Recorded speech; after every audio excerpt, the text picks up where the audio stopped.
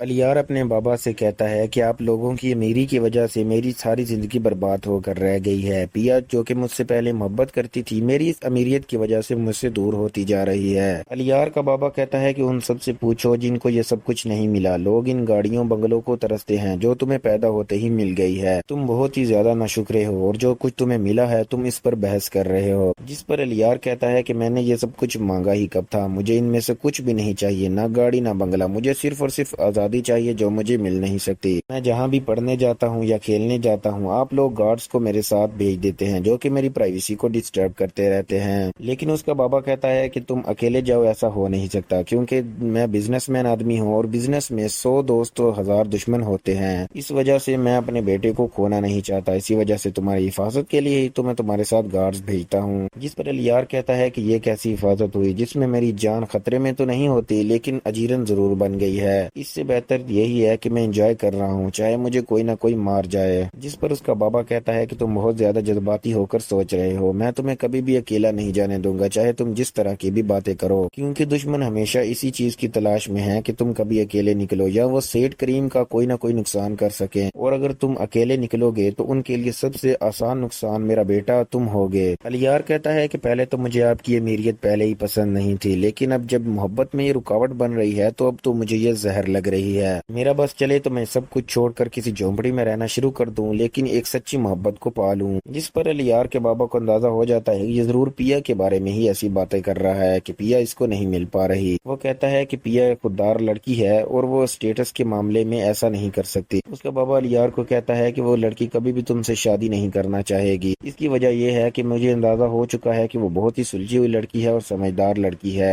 اور وہ کبھی بھی ایک امیر شخص سے اس کے پیسوں کی وجہ سے شادی نہیں کرنا چاہے گی۔ الیار کہتا ہے کہ یہی تو میں چاہتا ہوں کہ آپ یہ باتیں سمجھیں اور پیا کو میری زندگی میں آنے کی اجازت دے دیں۔ الیار کا بابا کہتا ہے کہ ویسے تو پیا بہت ہی اچھی لڑکی ہے لیکن وہ امیر نہیں ہے، اس کا خاندان بالکل بھی امیر نہیں ہے، اس کا بابا گیرج میں کام کرتا ہے۔ اگر وہ تھوڑے سے بھی امیر ہوتے تو ہم انہیں اپنا لیتے، لیکن اتنی غریب لڑکی کو اگر میں تمہاری شادی میں لاؤں گا تو لوگ ہم پر تھو کریں گے، لوگ ہم پر تھو کریں گے اور کہیں گے کہ سیٹ کریم کے اکلوتے بیٹے کو اور کوئی لڑکی ہی نہیں ملی اور اس گیرج میں کام کرنے والے کی بیٹی سے شادی کر لی۔ الیار کو اپنے بابا کے منہ سے ایسی باتیں سن کر بہت ہی برا لگتا ہے۔ وہ اپنے بابا سے کہتا ہے کہ یہ چیپ سوچ ہے، چاہے آپ کے پاس پیسہ بڑا ہے لیکن آپ کی سوچ وہی چھوٹی کی چھوٹی ہے اور میری ماں کی بھی سوچ ویسی ہی چھوٹی ہے۔ ایک تو آپ کو امیر لڑکی کو بہو بنانے کا شوق ہے، دوسری طرف میری ماں بھی یہی چاہتی ہے کہ میں کسی امیر لڑکی سے شادی کر لوں، لیکن میری سمجھ میں یہ بات نہیں آ رہی جبکہ آپ پہلے سے ہی امیر ہیں تو آپ ایک امیر لڑکی کو میری بیوی کیوں بنانا چاہتے ہیں؟ اس کی ماں کہتی ہے کہ ہم لوگ امیر ہیں اور ہمارا سٹیٹس اور ہمارا رہن سہن ایک امیر لڑکی ہی سمجھ سکتی ہے، غریب لڑکی تو روز ہی سبزی بنا لیا کرے گی۔